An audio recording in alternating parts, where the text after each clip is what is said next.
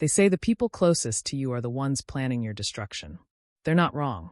They whisper about me now in hushed tones, in supermarket aisles and PDA meetings that I no longer attend. The wife. The monster. How could she? They paint me as a sociopath, a black widow who tore her own family apart for money. They're not entirely wrong about that, either. My name is Kesha, and I was about to execute the most flawless, liberating plan of my life. I had it all lined up, the money, the man, the escape. And my naive, plodding workhorse of a husband, Malcolm, was about to sign his own execution warrant, all while believing he was building our dream. The irony is so thick you could drown in it. But before I tell you how it all went so beautifully, horribly wrong, before I walk you through the precise, delicate architecture of a life I built just to tear it down, do me a quick favor. Hit that subscribe button and give this video a like. And drop your country in the comments. I'd love to know just how far my story has spread. I want to know who's listening. Thank you. Now let's set the scene. Let's go back to the beginning, to the origin of the lie. 12 years ago, I married Malcolm.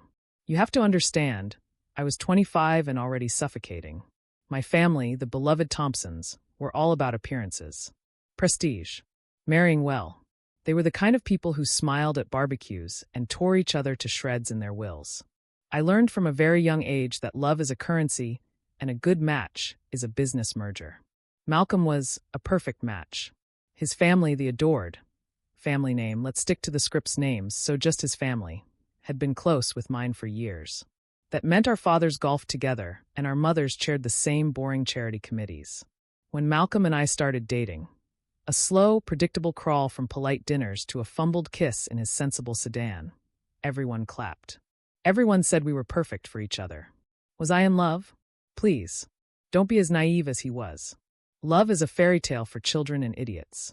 I was 25 and ambitious. I was a caged animal, and Malcolm wasn't my partner. He was the key. He was acceptable. He was stable. He was kind, which is just a polite word for weak. He was my first, yes, but only because he was the first one who met the criteria. He was so blindingly decent, so eager to build a life, so utterly convinced of his own picket fence destiny, that he never once stopped to look, really look, at the woman standing next to him. He never once asked what I truly wanted. He didn't want a wife. He wanted a supporting actress. A prop for the stage play of his perfect, suburban life. He looked at me on our wedding day, his eyes practically leaking earnest, pathetic devotion, and he said his vows like he was reading a holy text. I looked back at him, my veil a perfect, shimmering barrier, and I calculated the return on investment. He was young, naive, and ready to settle down. He saw a soulmate. I saw a stepping stone. He thought love was enough to overcome anything. I knew money was. And I knew, with a certainty that felt like a cold, hard diamond in my gut, that this man would work himself into an early grave for me. And oh, how he worked. The early years were fine. I played my part. I was the happy, supportive wife. I mastered the art of the loving smile, the concerned brow, the encouraging hand squeeze. I learned to time my sighs of contentment for when he was nearby. I was Meryl Streep in a prison of beige carpets and matching dishware. When Jaden was born 2 years into our marriage, Malcolm actually wept. He held that tiny, wrinkled creature and looked at me like I had personally handed him the sun. My life is complete, he whispered. My life had just entered its next phase. For him, Jaden was a miracle. For me, Jaden was an insurance policy. My greatest performance. A child was the one thing that would chain Malcolm to me forever. It was the unbreakable clause in our contract. It would make him work harder, strive further, and most importantly, trust me more. Who could possibly suspect the devoted mother of their only son? With Jaden as my prop, I had him. Malcolm threw himself into being the best husband and father. He worked 2 jobs, his hands getting rougher, the skin under his eyes turning a permanent, bruised shade of purple. He did it, he said, so I could stay home with Jaden. I accepted his sacrifice with the serene grace of a queen. Stay home. Of course. It gave me endless, delicious hours to plan. He thought I was nesting. I was studying my cage. Kesha mentioned wanting to redecorate the house, he'd tell his friends, his voice thick with pride at his own generosity. I'd watch him pick up weekend construction work, coming home covered in sawdust and sweat, just to pay for the new Italian leather sofa I'd pointed at in a magazine. I'd run a bath for him, kiss his exhausted forehead, and think about how that sofa cost more than his car's engine. I was testing him, testing the limits. How far would he go? How much would he bleed for my happiness? He never found the limit. Kesha dreamed about taking a vacation to Hawaii. I'd mentioned it once, a throwaway line. For 6 months, he saved every extra penny. He gave up lunches, wore old shoes, stopped seeing his friends. I watched him eat a cold sandwich from a paper bag for lunch while I was getting a pedicure. When we finally went, he spent the entire time watching me and Jaden, his face a mask of exhausted bliss. I spent the time scouting. I saw the women there, the ones with real money. The ones who didn't have to wait for their husbands to save for 6 months. They were relaxed, entitled, free.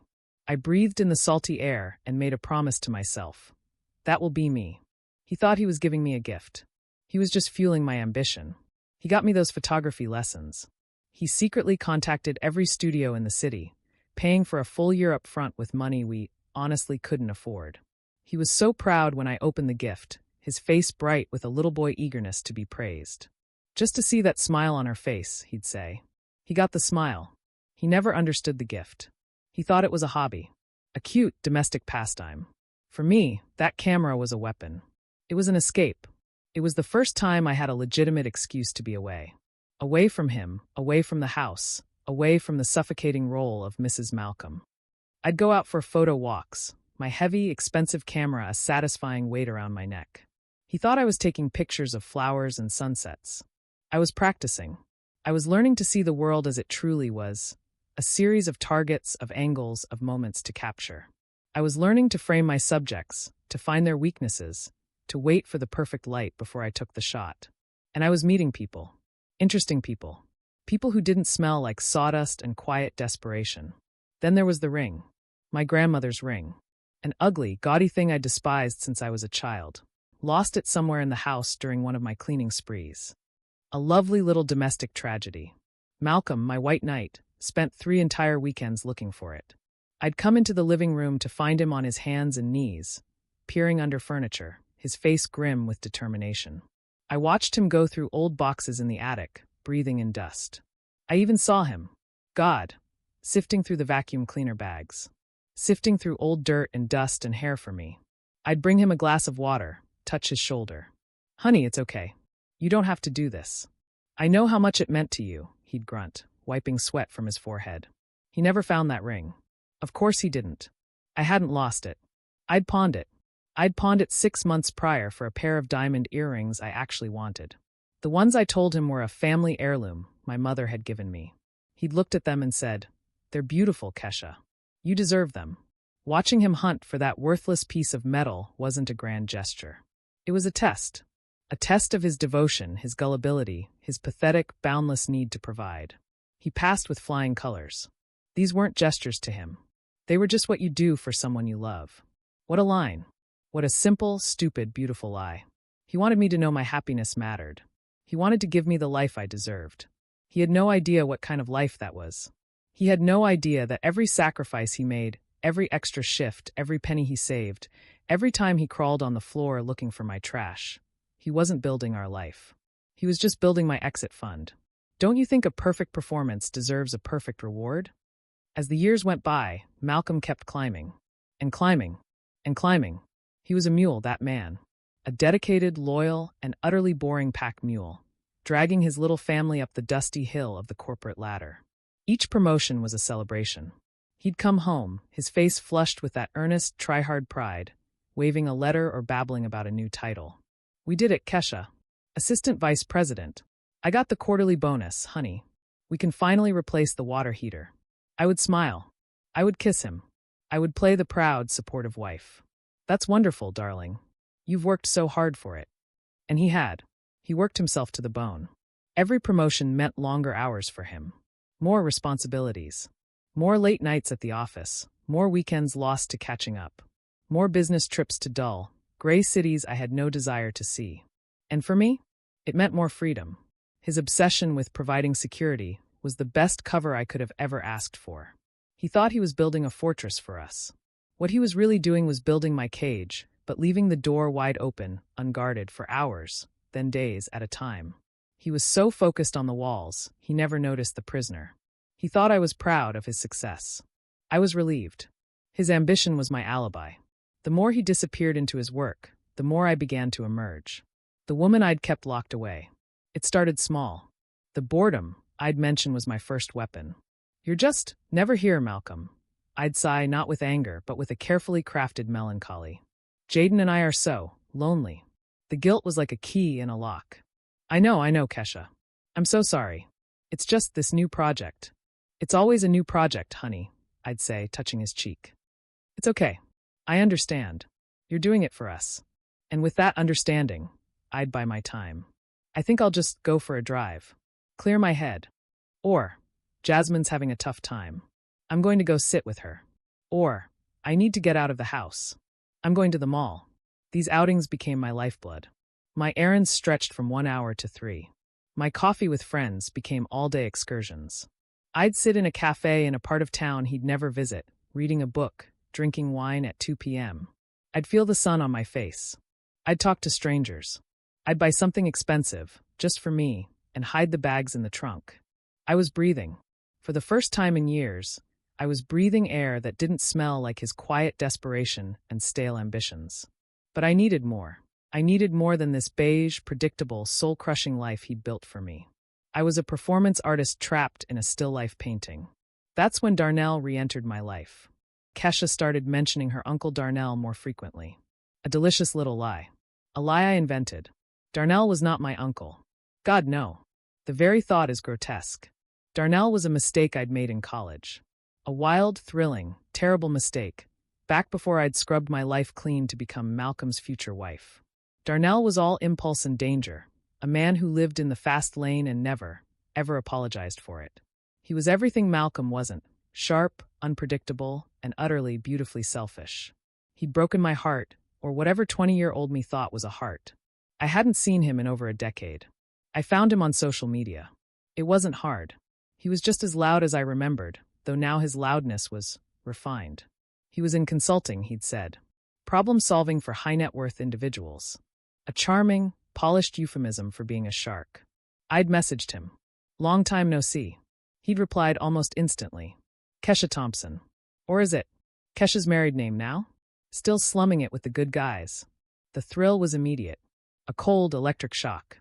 "He's not a good guy," I'd typed back. "He's just simple." "And you were never simple, were you, Kesha?" We'd met for coffee. A safe daytime meeting. I'd told Malcolm I was meeting an old college friend. Not a lie.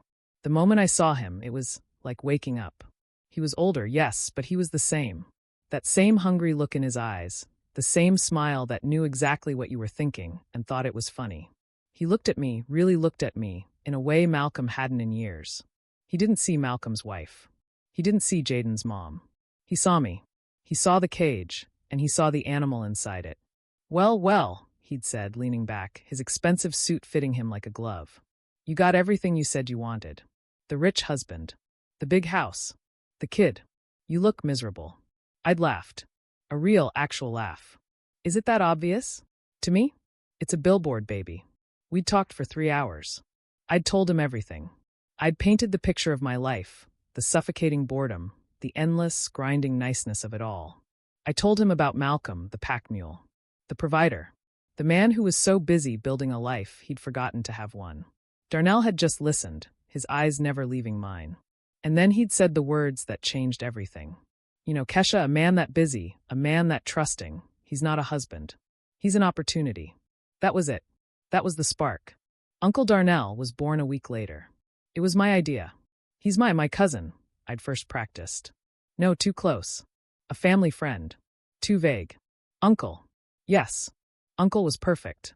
It was a title of respect, of family, of trust. It was a shield. "My Uncle Darnell is in town," I'd announced to Malcolm one night. He's going through a tough time. Divorced. You know, he needs some family support." I told him he could stop by. "Of course, honey," Malcolm had mumbled, his eyes on his laptop. "Whatever you need." Darnell had come to a family barbecue. He'd played the part to perfection. He was polite to Malcolm, almost deferential. "Malcolm, heard so much about you. This firm of yours sounds incredible. A real visionary." He'd played with Jaden. He'd charmed my parents. He'd fit right in. Malcolm, my trusting fool, had shaken his hand. "Good to meet you, Darnell. Welcome to the family." The game had begun. The errands I ran now had a destination. Darnell's apartment. The late-night drives became thrilling, anonymous meetings in hotel bars. The drama with my sister became hushed, exhilarating phone calls with him. I'd be in the kitchen, chopping vegetables for a dinner Malcolm wouldn't be home to eat, my phone pressed to my ear. "He's traveling all next week," I'd whisper. "Is he?" Darnell's voice was a low hum. "Good. That gives us time to catch up." I can't. Jaden has a bedtime, doesn't he?" I'd watch Malcolm's headlights slice across the driveway. "He's home. I'll call you tomorrow." I'd hang up, my heart hammering, my skin alive. I'd slip the mask of the dutiful wife back on. "Hi, honey. Bad traffic." "You have no idea," he'd sigh, dropping his briefcase. And I'd smile. "I'm just glad you're home safe." It was a rush. A high I'd never felt before. It was the first true taste of corruption. It wasn't just the sex, though the sex was electric. It was the deception. It was the intellectual thrill of balancing two lives. Of lying to Malcolm's face and having him thank me for it. He'd leave for a 3-day high-stakes project in Chicago. The second his car was out of the driveway, Darnell's car was pulling in. "He's just being a good uncle." I'd tell Malcolm when he'd come home from a trip early and see Darnell's car. He was helping me with that loose gutter. You know how my family is. I'd watch them shake hands, my husband and my lover, and the power of it was intoxicating. I was running everything. But the real escalation, the moment it moved from a simple, thrilling affair to something more, was because of the phone. Malcolm, in his infinite, trusting stupidity, had put me on his family plan. We shared an account. All our data, all our calls, all in one place. He thought it was efficient. One night, Darnell and I were at his apartment. We were drinking, celebrating something. The closing of one of his deals. "He's so blind," I'd said, swirling the wine in my glass. "He works himself into the ground for what? A slightly bigger house? A newer car? It's pathetic." "It's not pathetic, Kesha," Darnell said, topping up my glass. "It's profitable. Or at least it could be." "What do you mean?" He gestured to my phone, lying on his counter. "He trusts you with everything, right? His house. His kid. Does he trust you with his money?" "He gives me an allowance," I'd scoffed. "He handles the big finances." "An allowance," Darnell had chuckled. "How quaint. But he's got savings, right? Investments? A 401k he's been dutifully feeding." "Of course," I'd said. "He's Malcolm. Does he do online banking?" He'd looked at me, a slow, dangerous smile spreading. "He's on your phone plan. You get his call logs. His data usage. I just bet, you could get his passwords, too." My heart had stopped. "What are you?" "Darnell, that's what Kesha," he'd purred, walking over to me. He'd tilted my chin up. "That's smart. That's thinking. You're sitting in a gold mine, baby, and you're complaining about the decor." "How?" I'd whispered. "Social engineering. It's easy. We start with his phone. We see who he calls, what apps he uses. I can get into his email. And from his email, I can get into everything." This was a new level. This wasn't just lying. This was theft. And God, it felt good. The next day, I'd made the call. I'd told Malcolm I was worried about Jaden's screen time and wanted to monitor his data usage. The customer service rep had given me the keys. I could see all of Malcolm's data, the banking apps he used, the times he logged in. I'd fed it all to Darnell. And I'd felt a thrill, a cold, sharp, brilliant thrill. I was no longer a victim of my boring life. I was an active participant in its destruction. I was no longer just the wife. I was the infiltrator. Malcolm's success wasn't his. It was ours. He just didn't know it yet. He was the mule, and I was finally taking the reins. Why settle for the life you're given, when you can steal the one you want? 18 months ago, Malcolm finally did it. He took the leap. He sat me down at the kitchen table, the one I'd picked out and he'd paid for.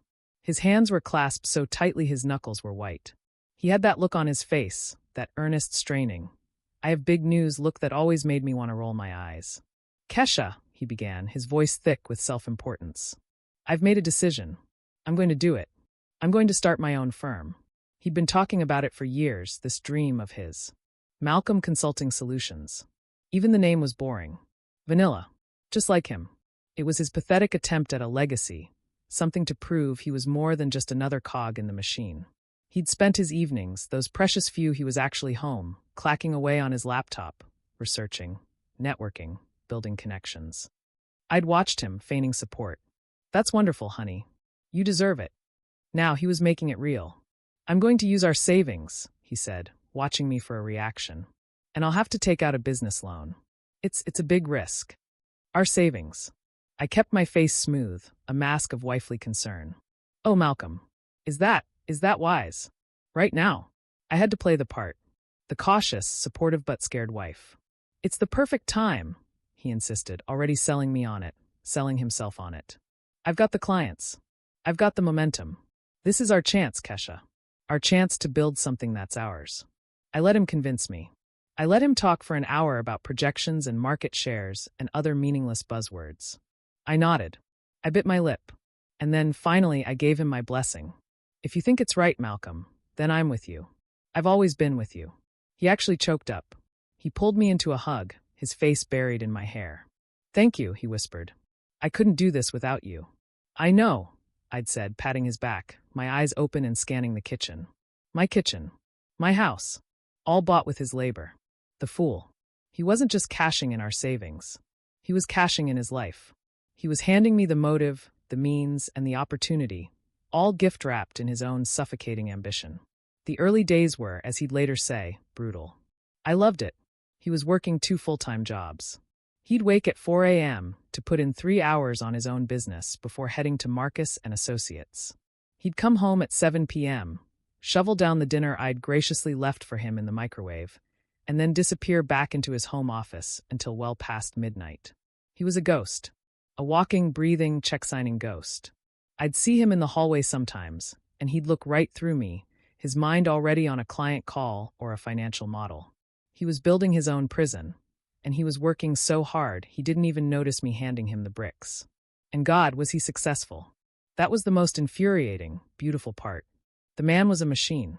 Within 8 months, his little business was thriving beyond his wildest expectations. He landed a massive contract with some tech startup. Then another. Then another. The revenue wasn't just flowing in, it was a tidal wave. He thought I'd be thrilled. He came home one night, rare for him, before Jaden was even in bed. He was electric, his face flushed. We did it, Kesha. We landed the Apex account. Do you know what this means? I smiled, my proud wife's smile, the one I'd perfected. What does it mean, honey? It means we're set. We can finally afford the house you've always wanted. The one up on Carriage Lane. And that car you've been eyeing. The family vacations. We can finally take them. He was practically breathless. He genuinely believed this was my dream, too. That my entire life's ambition was to move from a 3,000-square-foot prison to a 6,000-square-foot one. His success didn't bring us closer. It just painted a massive, glowing target on his back. I had no intention of being a silent partner in his life any longer. I wasn't going to be the happy little wife in the passenger seat of his new car, on his vacation, living in his big house. No, I was going to take it. All of it. This was it. The moment. The point of no return. I went to Darnell. He wasn't at the cheap motel anymore. My allowance had taken care of that. He was in a sleek, high-rise apartment downtown, one I paid for in cash, under a name that wasn't his. I walked in without knocking. He was on his laptop, of course. He looked up, a slow smile spreading across his face when he saw the look in my eyes. He did it, I said, no preamble. I poured myself a drink from his crystal decanter. He's making millions. I know, Darnell said. He turned his laptop screen toward me. He'd already been tracking. He showed me the wire transfers, the client invoices, the accounts. He'd been inside Malcolm's systems for weeks. I'd accidentally left Malcolm's laptop open on the kitchen counter one morning before he'd left for a trip. Darnell had done the rest. He's a fool, Darnell said, echoing his words from that first night. He's got all his security tied to his work accounts, but his personal network, it's a joke. I'm practically living in his hard drive. So what's the plan? I asked, sitting beside him. We keep draining it. We'd been siphoning money for months. Small amounts. Office supplies. Consulting fees to a shell company Darnell set up. It was a nice little bonus, but it was slow. It was work. Darnell leaned back, lacing his fingers behind his head. He looked bored. Draining it? Kesha, baby. That's thinking small. That's his kind of thinking. A little bit here, a little bit there. Saving up. No. He leaned forward, his eyes glittering. We don't drain it. We take it. All at once. My heart hammered. This was it. He's planning a launch event, I said, the idea forming sharp and perfect in my mind. A big party, to introduce his company to investors and partners. Darnell's smile was pure, beautiful venom. Oh, is he? He's planning to put himself on a big stage, in front of everyone who matters. He wants to show them projections. Financials. He wants to show them his financials, Darnell mused, tapping his fingers on the keyboard. Well, let's give them a show. The plan crystallized. It was so simple, so elegant, so vicious. We wouldn't just drain the accounts and run. Where was the art in that? He'd just be a sad victim. He'd cancel the cards, freeze the accounts, and, given his mule-like work ethic, he'd probably have it all back in a few years. He'd recover. No, we wouldn't just rob him. We would erase him. We frame him, I whispered, the words tasting like victory. Exactly, Darnell said. We don't just take the money. We make it look like he's the one who's been stealing. Embezzlement. Fraud. We make it look like Malcolm Consulting Solutions is nothing but a shell company he's been using to rob his own clients. The beauty of it was staggering. Darnell was a genius. He could create the documents. He knew computers, he knew systems. He could build a digital trail that pointed right at Malcolm. Forged invoices, faked client records, bank transfers to offshore accounts, all under Malcolm's digital signature. The launch party, I said, my voice trembling with excitement. It's the perfect stage. He's going to give a presentation. He's going to use a projector. We'll swap the files, Darnell said, his fingers already flying across the keyboard. Right before he goes on, instead of his boring growth charts, the whole room will see the truth. His truth. They'll see what a fraud he is. It was perfect. While the investors were staring in horror, while his reputation was disintegrating in real time, Darnell and I would be making the final transfer. We'd empty everything. By the time he realized what had happened, by the time he could even think to call the bank or the police, we'd be gone. $200,000. That's what Darnell estimated we'd already siphoned. But this was the motherlode. Millions. Enough to disappear. Enough to live the life I deserved. The obsession wasn't just the money anymore. That was the goal, yes. But this was the game. It was about the performance. It was about standing in that room, on his arm, the perfect, supportive wife, and watching his face as his entire world imploded. It was about him finally seeing me, seeing what I was capable of. It was the point of no return. I leaned over and kissed Darnell, slow and deep. It wasn't a kiss of passion. It was a kiss of conspiracy. It was the sealing of a contract, far more real than the one I'd sealed with Malcolm 12 years ago. How will we get the files onto his presentation laptop? I asked. It'll be secure. Don't worry about that, Darnell said, pulling me closer. That's my job. Your job is to be the loving wife. Your job is to make sure he gets to that party. Make sure he gets up on that stage. Oh, he'll be there, I promised. I wouldn't miss it for the world. I drove home that night, the windows down, the cold air on my face. The city lights smeared past me, a blur of possibilities. I felt clean, purified. For the first time in my life, I wasn't a passenger. I wasn't a prop. I wasn't just reacting to the life I'd been given. I was in control. I had the plan. I had the partner. I had the target. I walked into the house. It was late. Malcolm was predictably asleep at his desk, his head resting on his keyboard, a line of drool on his financial projections. I stood over him for a long time, just watching him. He looked so small, so weak, so temporary. I ran a hand through his hair, and he stirred, mumbling something in his sleep. Kesha, es nice house.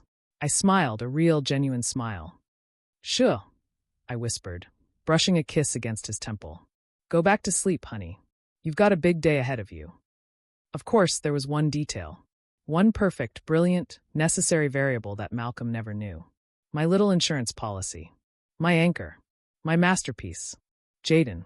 To understand the beauty of the plan, you have to understand Jaden. You have to understand that he wasn't an accident or a miracle or a blessing, as Malcolm so nauseatingly called him. He was a calculation. 2 years into our marriage, the pressure was mounting. From my parents, from his. When are you going to give us a grandchild? A family isn't a family without children, Kesha. Malcolm, of course, was desperate for one. He saw it as the next logical step in his paint-by-numbers life. Marriage, check. House, check. Child, loading. I, on the other hand, was less than thrilled. The very idea of it was repulsive. To have my body hijacked, ruined, bloated, and scarred, all to produce a screaming, needy extension of him? I'd rather be audited. But I was also a realist. I knew what a child represented. A child was the one thing that would chain Malcolm to me forever. It was the ultimate, unbreakable insurance. It would solidify my role, my right to his assets. It would make him work harder, strive further, and most importantly, it would make my devoted mother performance unassailable. So we tried. Or rather, he tried. I was less than cooperative. I'd forget to track my cycle. I'd be too tired, or have a headache. But after a year, even Malcolm's dense, optimistic brain started to catch on. He suggested we see a doctor. This was my opening. I went to the appointments. I let them poke and prod me. And then I came home with the tragic news. "It's me, Malcolm," I'd whispered, my voice breaking in a way that would have won me an Oscar. My eggs. There are medical issues." I'd invented a suitably vague and complicated-sounding condition. He'd reacted exactly as I knew he would. He'd held me. He'd told me it wasn't my fault. He'd said we would get through it. "We can adopt," he'd offered. "We can look at other options."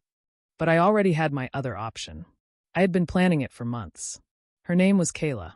Kayla Morrison. A mousy, pathetic, naive girl I vaguely remembered from high school. She was one of those invisible people, the kind who drift through the hallways like a ghost and sit alone at lunch. I hadn't thought of her in years until I'd run into her at, of all places, Jasmine's birthday party, about a year before my diagnosis. It was a party Malcolm and I had attended. He, as usual, was networking. I was bored. And I saw her, Kayla, standing in a corner, clutching a drink, looking lost. And then I saw Malcolm talk to her. I'd watched them. He was probably just being nice, his default, pathetic setting. But she was looking at him like he was a god. Her eyes were wide, she was blushing. It was disgusting. I'd seen him, before he left the party, laugh and take her number. A little flicker of something had gone through me. Not jealousy. Don't be ridiculous. It was annoyance. Like finding a cockroach in my clean kitchen. This little nothing thought she could look at my husband? At my asset? Malcolm, of course, never called her.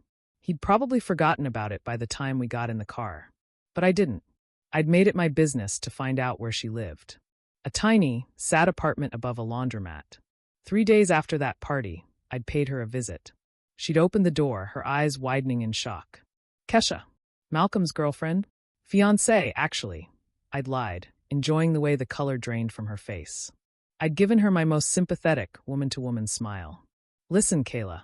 I need to talk to you. Malcolm, he asked me to come." That had broken her.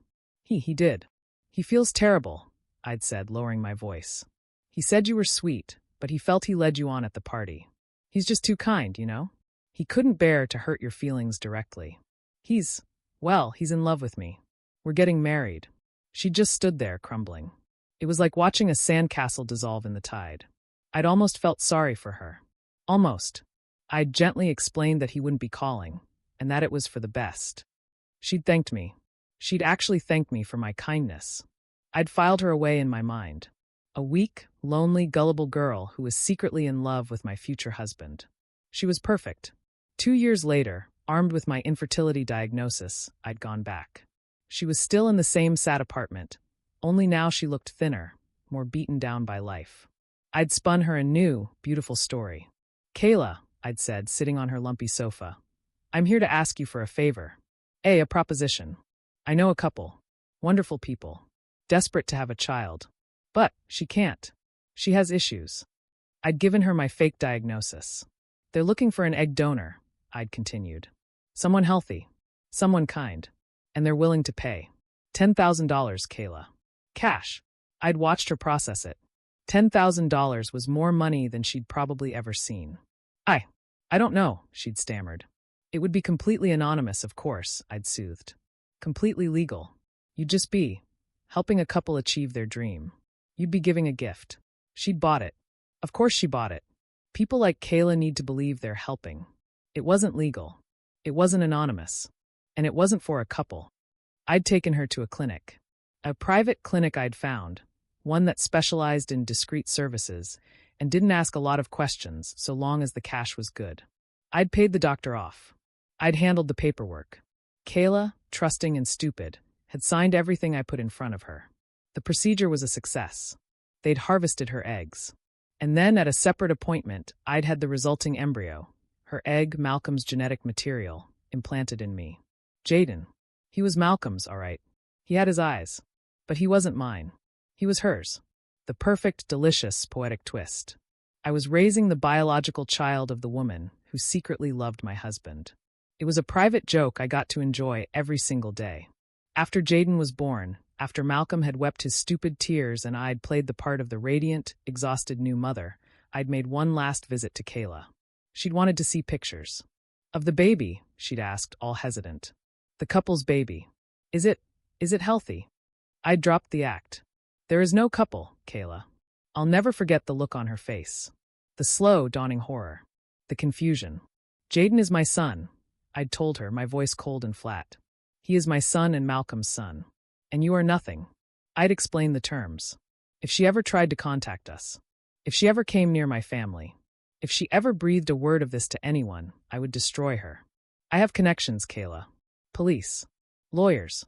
They will believe me, the respected wife and mother. They will not believe you. I will have you arrested for harassment. For extortion. Do you understand me? She'd been sobbing naturally. But I wasn't done. I'd done my research. And if you do cause any problems, if anything interferes with my happy family, I'll make sure something terrible happens to Mrs. LaToya Williams. That had stopped the crying. Mrs. Williams. Her elderly foster mother. The only family she had left. A frail old woman living alone. Kesha, no. Please. She's so defenseless, I'd mused. It would be a tragedy. A break-in gone wrong, perhaps. These things happen. She'd looked at me then, and I'd seen it. The last bit of her fight just die. She was broken. You will take the rest of the money, I'd instructed, and you will disappear. You will move to another state. You will start a new life. And you will never come back. You will forget this ever happened. You will forget us. She did. She ran. She took the money and she vanished. Jaden was my anchor. My shield. My perfect, unknowing accomplice. He was the secret that bound Malcolm to me, the living proof of my love and sacrifice. And he was the one secret I was absolutely 100% sure would never, ever be revealed. His existence was my greatest twist, my darkest little joke. He was the son Malcolm adored, the one he'd give anything to protect. And he was the leverage I held over it all. I'd look at Jaden, at his face, so much like Malcolm's, but with a shadow of Kayla's terrified eyes, and I'd feel a cold, perfect satisfaction. He was my greatest performance, my most valuable asset, and in my new plan, my final plan, he was also a crucial piece of the puzzle. He was the one thing that made Malcolm sloppy, emotional, and predictable. And I was about to use that too. Everyone has a secret, don't they? A little piece of their past they've buried so deep they think it's gone. What's yours? With the party set and the date locked in, our ruthlessness intensified. The game was no longer about if, but how. How spectacularly could we make it all burn? This was no time for half measures. Malcolm's success, his new, thriving business, had become a tinderbox, and Darnell and I were holding the matches. Darnell was a goddamned artist. A digital phantom. While I played the supportive wife, attending Jaden's soccer games and helping Malcolm pick out tie swatches for his big night, Darnell was living inside our network. He was a virtuoso. He's sloppy, Kesha. Darnell would tell me during our planning sessions, held in the sterile silence of his downtown apartment. He'd have 3 monitors running, lines of code and financial statements scrolling past. Malcolm keeps everything. Every email, every draft, every single financial record. He thinks it's good business. He thinks it's transparency. It's a gold mine. Darnell wasn't just creating fake documents. That was amateur hour. He was remixing reality.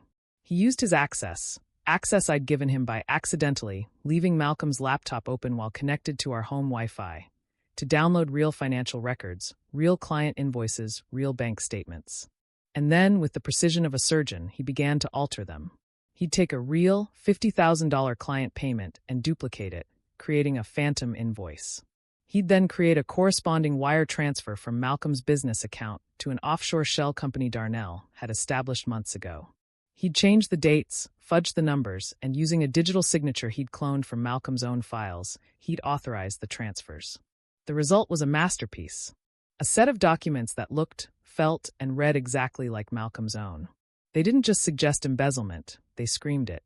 They painted a picture of a man systematically, arrogantly, and criminally defrauding his own clients. A man who was building his dream firm with stolen money. This, Darnell said, gesturing to a finished file, is what will hit the projector. Not just a claim, not an accusation. Proof. My part was more subtle, but just as crucial. I was the angel in the house. I had to manage Malcolm. I had to be the dream he thought he was building. His success was making him more stressed, more distracted, and I needed him to stay that way. You look exhausted, honey, I'd say, rubbing his shoulders as he hunched over his laptop. Why don't you let me handle the party details? You just focus on your big speech. Would you, Kesha? He'd ask, his voice weary. I'm swamped. The investors, the presentation. Of course, I'd coo. I want it to be perfect for you. I became the liaison for the event. I confirmed the hotel ballroom. I spoke with the caterers. And most importantly, I liaised with the A/V team. I got the specs for the projector, the make and model of the laptop they'd be using, the software. I fed every detail to Darnell. I also intensified the psychological warfare. I had to ensure that when the crash came, Malcolm was completely and totally isolated. I'd sow little seeds of doubt about his partner, Jamal. It's just the way Jamal looks at you sometimes, I'd say, idly stirring my coffee. It seems like he's, jealous of your success. Just be careful. I'd distance him from his own family. Your mother called again, I'd sigh. I know she means well, but she's just so critical of the hours you're working. She doesn't get it like I do. Maybe it's better if we just keep our heads down until after the launch. I was his only ally, his only confidant, the only one who truly understood the pressure he was under. I was his rock, the rock I was going to use to bash his head in. And then I laid the final, perfect trap. Malcolm, I said one night, feigning casualness. I was thinking about the accounts. With the new business and all this money coming in, it's confusing. Don't you think, just for bookkeeping, we should give me official access? Maybe make me a signatory? Just so I can help you pay the bills and manage the household side of things? You have enough on your plate. I saw him hesitate. Just for a second. The provider in him, the man of the house, bristled. I mean, if it's too much trouble. I started pulling back. I just want to help. No, he'd said quickly, the guilt kicking in. You're right. You're absolutely right. It's smart. It's our money, after all. The next day, he'd sign the papers. My name was now on his business accounts. Darnell had laughed so hard he'd nearly cried when I told him. He gave it to you. He just gave you the keys to the kingdom. He trusts me, I'd said, a cold satisfaction settling in my stomach. He's an idiot, Darnell had replied. This just got easier. We don't even have to hack the final transfer. We can just authorize it. As you. The plan was no longer just to frame him. The plan was now to have me, his loving, supportive wife, his new business partner, be the one to personally empty the accounts while he was being publicly humiliated. It was poetry. The digital trail was flawless. Darnell had created the forged documents using his own licensed software, a deliberate, arrogant breadcrumb. But he'd uploaded them remotely using our home internet connection, making it look like the hack came from inside the house. It was the perfect whodunit. Was it the jealous wife? The shady new business partner, Darnell? Or was it the over-leveraged founder, Malcolm, trying to cover his tracks? We'd be gone before they could even settle on a theory. The morning of the event, the day of his triumph, my performance had to be perfect. I woke up with a knot of pure, cold adrenaline in my stomach. I was alive. I'd watched Malcolm straighten his tie in the mirror. He was buzzing with a nervous, electric energy. He looked hopeful. It was almost sad. I'm so proud of you, I'd said, coming up behind him, wrapping my arms around his waist. I'd kissed his shoulder. And for a moment, I let myself feel it, the surge of power. This is going to be amazing. I couldn't have done it without you, Kesha, he'd whispered, covering my hands with his. I know. And then the final crucial move. I had to separate him from Jaden. Jaden was a problem. Not a threat, but a complication. He was 10. He was observant. He'd been quiet lately, watching me with an intensity that was new. He'd seen Darnell's car. He'd seen me on my secret phone calls. I'd told him it was grown-up business, and not to bother his father with it. But I didn't want him in my car. I didn't want him near me when I was this close to the finish line. I needed to be focused. And more practically, I needed an excuse to arrive late. Darnell and I had to coordinate. I think we should drive separately tonight, I'd said, turning from him to adjust my earrings in the mirror. My hands were perfectly steady. He'd paused, his tie half knotted. Separately? Why? This is our night. Our big night. I know, honey. But I have a few errands to run before the party. The lie was so easy, so practiced. You know how I am. I'll want to stop by the store, maybe get my nails touched up. I don't want to make you late for your own event. He'd started to argue. Kesha, this is a big night for us. I'd like us to arrive together. The errands can wait. The provider was trying to take control. I'd turned to face him, and I'd let a flash of something show in my eyes. Irritation. Anger. Just a flicker. Just enough to let him know he was pushing. Malcolm, please, I'd said, my voice tight. I promise I'll be there on time. I just need to handle a few things first. It's better this way. I'd seen his resolve waver. He hated conflict. He hated it. And then I'd delivered the killing blow. The one I knew he couldn't refuse. Besides, I'd added, my voice softening, Jaden should ride with you. This is your night, your triumph. He should be there to see his dad in his moment of glory. I'd framed it as a gift. A father-son moment. He'd bought it. He'd actually beamed. The way I'd said it. His moment of glory. It had felt wrong to him, but he couldn't figure out why. And he was right about one thing. He did want Jaden there. He wanted his son to see him win. Fine, he'd said, the word heavy. But please don't be late. This presentation is important. I'll be there, I'd said, kissing his cheek. The Judas kiss. I wouldn't miss it for the world. An hour later, I'd watched from the window as he and Jaden got into his car. Jaden, in his pathetic little matching suit. He'd looked up at the window, right at me. And for a second, I'd felt a chill. His eyes, they weren't excited. They were scared. He'd hesitated, then got in the car. I'd dismissed it. He was just a kid, overwhelmed by the big night. I'd waited 10 minutes, and then I'd called Darnell. They're on their way. I'm leaving now. It's all set. Darnell's voice was a calm, cool hum in my ear. I'm already here. I'm at the bar, playing the part of an eager investor. The A/V guy is a moron. He left the laptop completely unsecured. Don't do anything until I get there, I'd said. Of course not. I want to see your face when it happens. I'd hung up and walked to my car, my purse heavy with my passport, the details of the offshore account, and a one-way ticket to a new life. I was ruthless. I was committed. I had intensified. Every move was calculated. Every word was a weapon. Every person was a pawn. My husband. My lover. Even my son. I arrived at the hotel looking like $1 million. No, I looked like the millions I was about to have.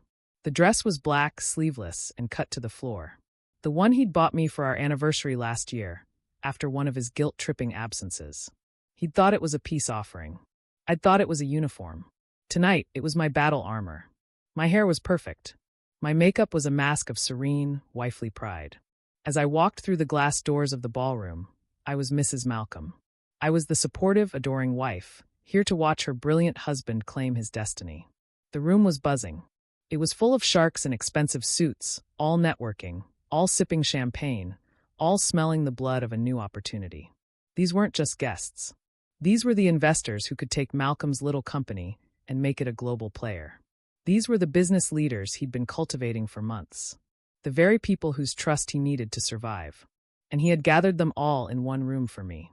It was so considerate. I spotted Jaden first. He was standing near a pillar, clinging to Jamal's partner, Marcus. He looked pale, his eyes huge in his small face.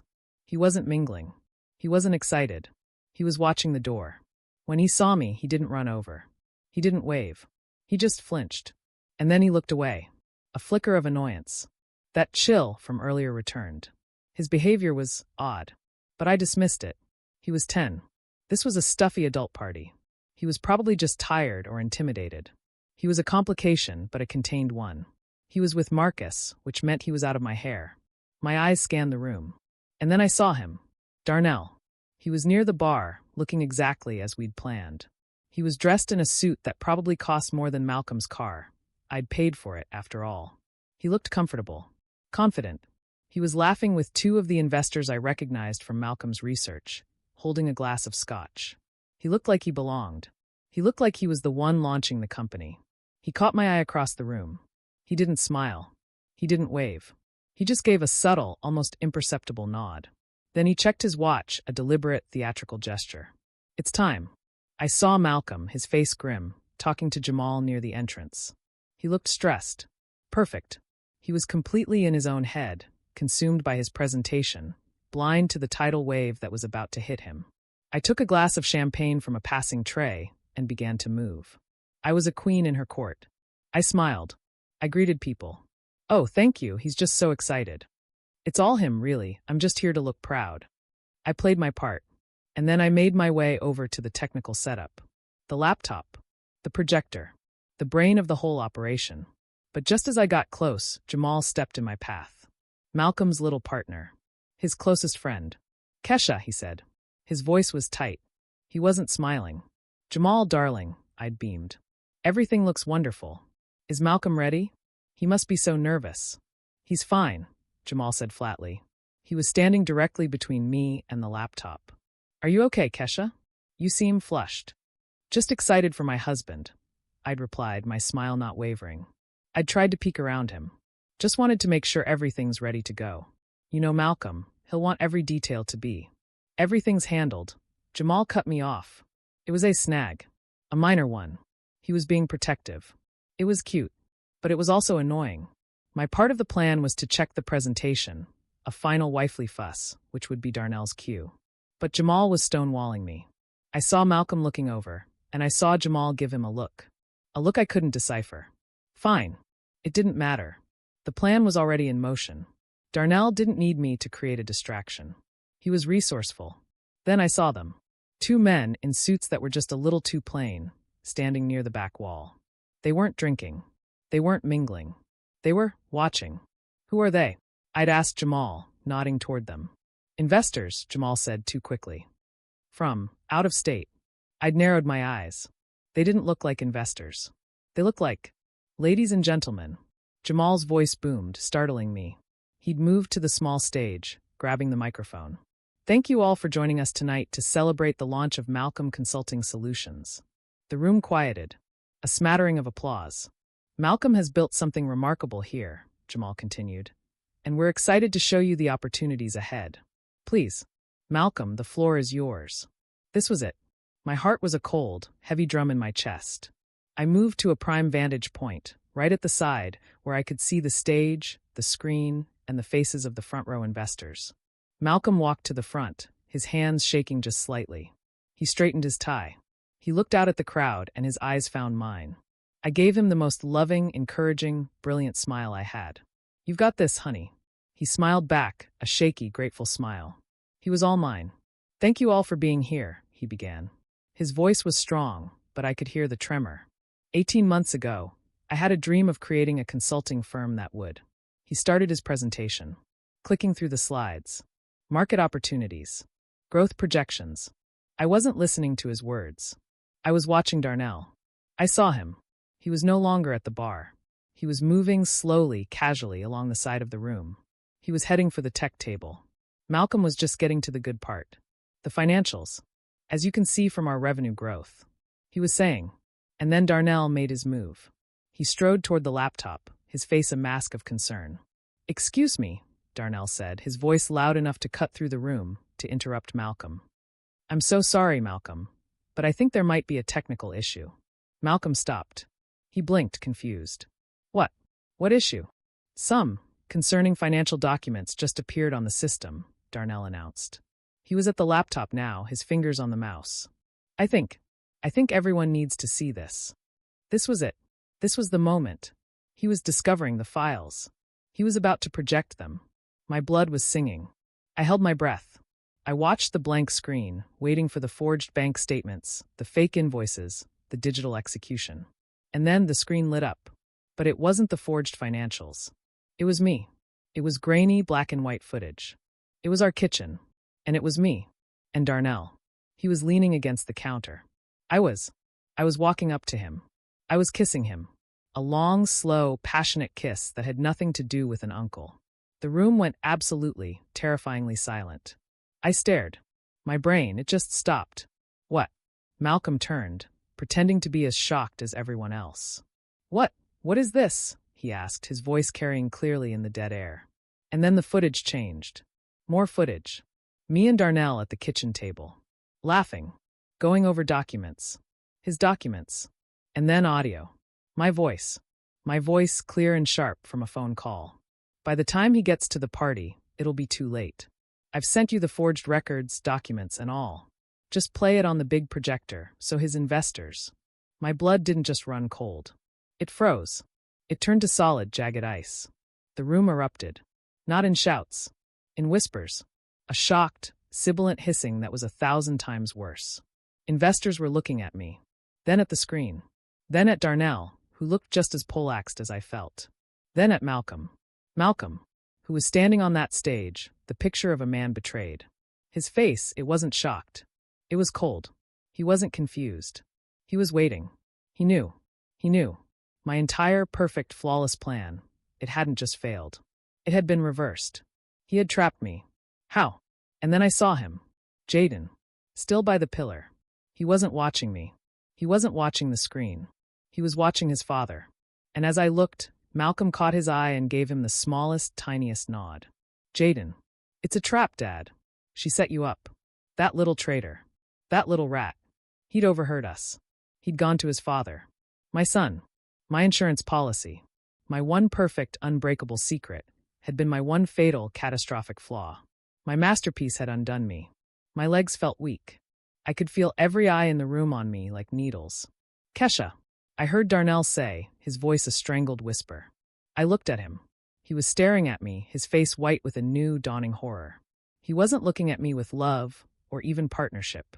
He was looking at me like I was the one who had just signed his death warrant. And then, those two men from the back. The investors. They were moving. They were walking toward Darnell. And toward me. Ladies and gentlemen, one of them said, his voice a flat, official boom. He held up a badge. Detective Terrence, Financial Crimes Unit. We need everyone to remain calm. Cops. He'd brought cops to his own launch party. My mind was racing. Lie. Deny. Run. This is insane. Darnell suddenly shouted, pointing at me. I was helping him. I was helping Malcolm catch her. She's the criminal. She set me up. The coward. The pathetic, terrified coward. He was trying to flip it. He was trying to save himself. But even as he was protesting, the other detective was reading him his rights. Mr. Washington, you have the right to remain silent. I had to do something. I had to salvage this. I started to walk forward toward Malcolm. My voice, I willed it not to shake. Malcolm. I started, pitching it to sound terrified, confused. Malcolm, I can explain. He forced me. Miss Thompson, Detective Terrence said, stepping in my path. He was talking to me. You're under arrest. What? I shrieked. No. He did it. Darnell. He threatened me. He said he would hurt Jaden. He said he would hurt my son if I didn't help him. It was a good lie. A desperate, final, brilliant lie. It was the one thing that could save me. The mother protecting her child. But as I said it, I looked at Malcolm. His face was granite. He just stared at me. No love. No hate. Not even anger. Just nothing. He was looking at me like I was a stranger. Like I was a bug he'd finally found under a rock. And I knew. Everyone in that room. They didn't see a mother. They'd seen the footage. They'd heard my voice. They'd seen me laughing. They saw a monster. As the detective, Detective Andre, took my arm, reading me my rights, my beautiful, expensive dress suddenly felt like a straitjacket. They led us both away, Darnell still protesting me. I was silent. My mind was just white noise. As they reached the door, I looked back. I looked back at Malcolm, who was still standing on his stage, surrounded by his stunned investors.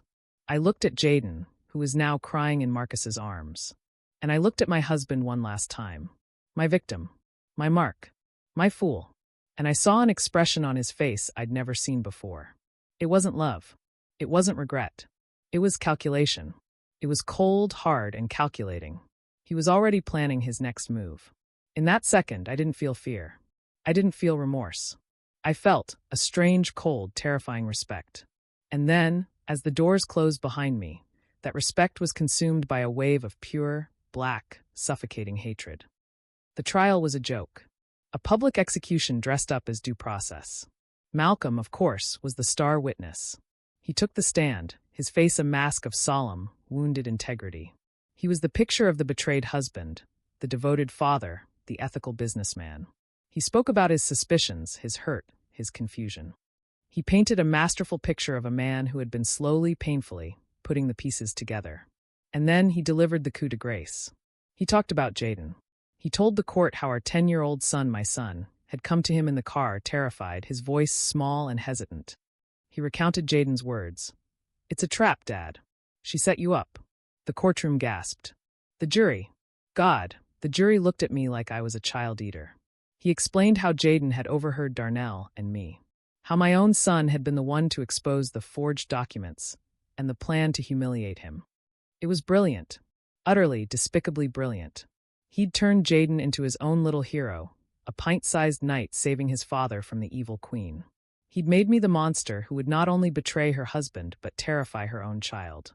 My lie, the desperate last-ditch he threatened Jaden, evaporated. It was my word against the tearful, heroic testimony of a 10-year-old boy. I was finished. Darnell, the coward, tried to save himself. He'd been manipulated. He'd fallen in love with a mastermind. He claimed I was the one who'd created the forged documents, that I was the one who'd planned the embezzlement. He was just a pawn in my game. It didn't work. The digital evidence Darnell had been so proud of, his software, his digital signatures on the original forgeries, it all pointed right back to him. The digital trail Detective Andre had found on the laptop was damning. We were two rats in a trap, biting at each other while the water rose. In the end, they gave me 5 years. 5. For fraud and conspiracy. Darnell got 7. 7. As the mastermind behind the technical scheme. I almost laughed. He was the mastermind. He was a flashy, arrogant tool. I was the architect. But of course they couldn't see that. They saw the emotional, scorned wife and the predatory criminal man. It fit their simple, stupid narrative. But the real gut punch, the real twist of the knife, came later. They found Kayla. While I was sitting in a cell, they had unwound my entire life.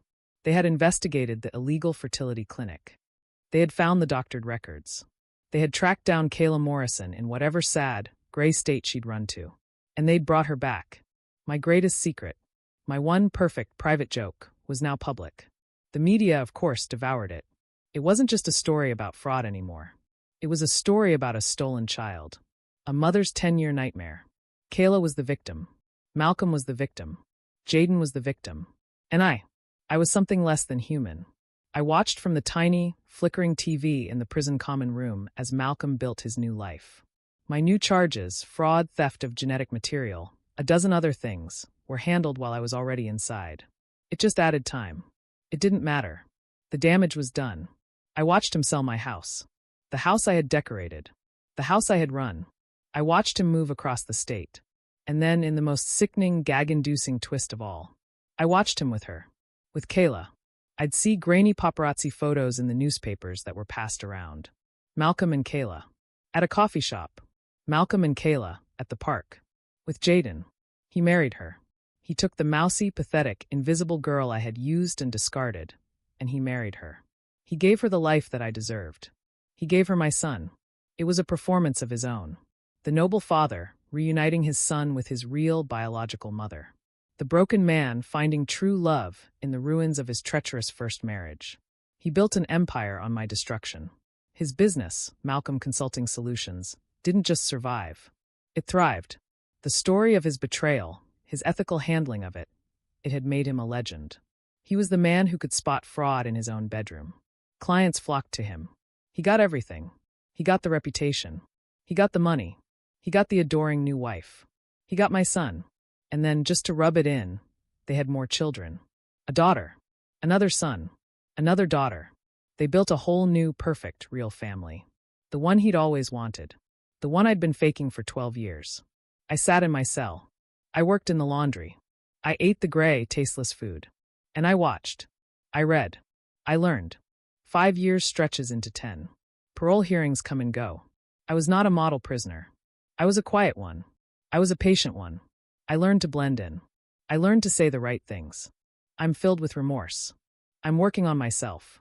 I want to atone for the pain I've caused. I learned to perform again. And then finally the parole hearing that mattered. I knew Malcolm would be there. They always notify the victims.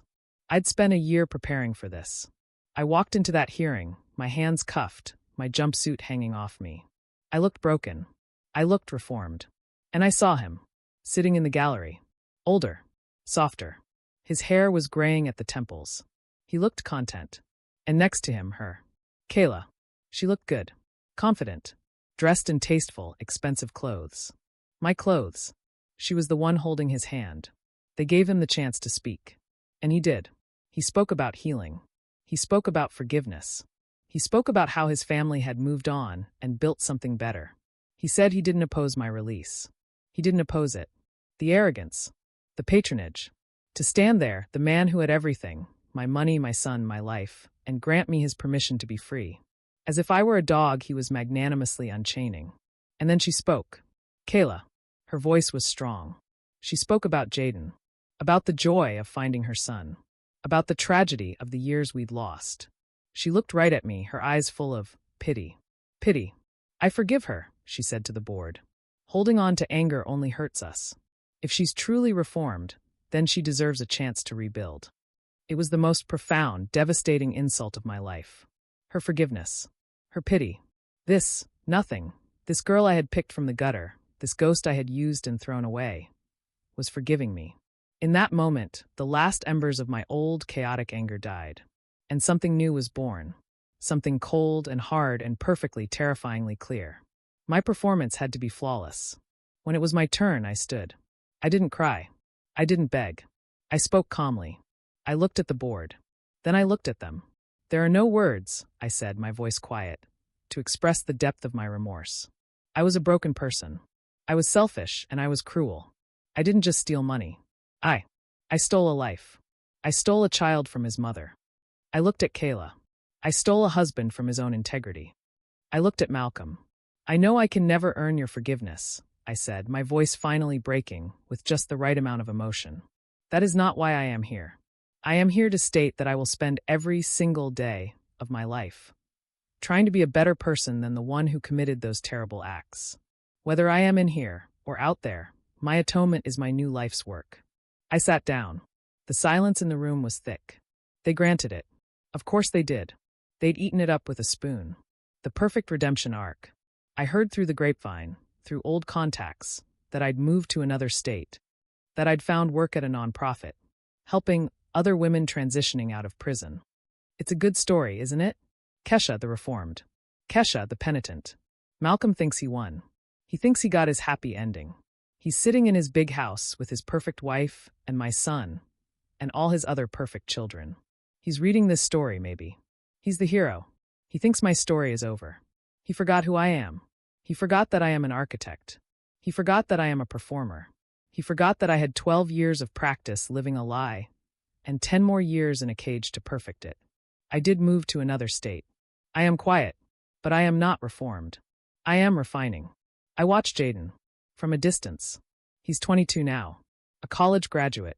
Engaged. He's a software developer. Just like his uncle Darnell. Funny, isn't it? I watch Malcolm. His business. His schedules. His impenetrable new life. He thinks it's over. He thinks he's safe. He's sitting in my house with my son and his little homemaker. That's the story he wants you to believe. But you've heard my side. The real side. Now, I want to hear from you. Tell me in the comments. Who's the real villain here? Share this video with anyone who's ever been lied to, cheated, or underestimated. And smash that subscribe button, because the redemption tour is over. The revenge tour is just beginning.